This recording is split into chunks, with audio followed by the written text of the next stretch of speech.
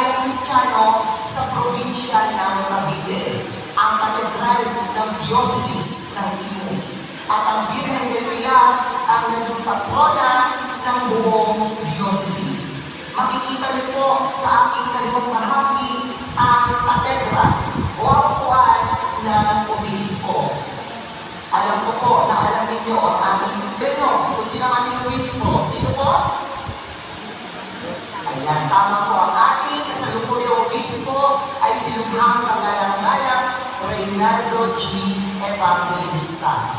Taong 2020 na ito ay naideklara bilang Diocesan Shrine of Our Lady of the Pilar sa pahintulong na rin po ng mahal na obispo Lubhang Kagalang-Galang Reynaldo Evangelista dahil sa natatanging devosyon ng sambayanan sa Birhen.